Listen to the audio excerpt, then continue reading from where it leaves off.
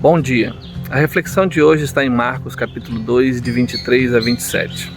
Jesus estava caminhando com seus discípulos e a passagem diz que eles passavam próximo a umas lavouras de cereal. Então seus discípulos tiveram fome e começaram a colher então aquelas espigas.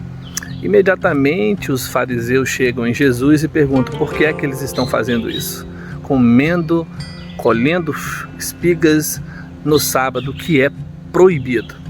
Jesus imediatamente faz a pergunta: vocês nunca leram o que fez Davi quando precisou entrar na casa de Deus e junto ao sacerdote foi alimentado com os pães da preposição, que eram considerados pães sagrados, impossível de serem comidos, ainda mais por quem era naquele momento, sob aquele contexto, Davi, que estava sendo perseguido de morte.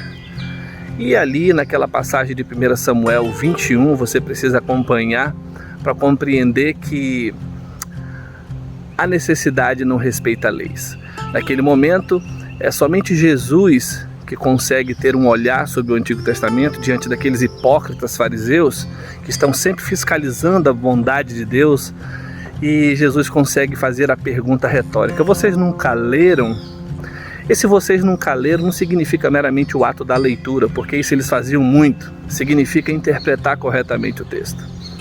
Somente Jesus poderia lançar graça sobre os textos do Antigo Testamento. E aqueles homens, aqueles fiscalizadores da bondade de Deus, estavam enrijecidos pela lei, estavam a todo instante sendo um percalço, sendo a própria pedra de tropeço para os discípulos e para todos aqueles que se aproximavam de Jesus, mas não para Jesus.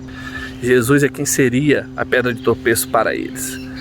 E é interessantíssimo que Jesus ressalta: Davi naquela ocasião não apenas foi alimentado por conta da necessidade, em um outro contexto que precisa ser lido, mas também Jesus afirma que o sábado havia sido feito por causa do homem, e não o homem por causa do sábado. Eles haviam levado um dia a uma condição tão especial de que eles haviam esquecido do principal, do ser humano.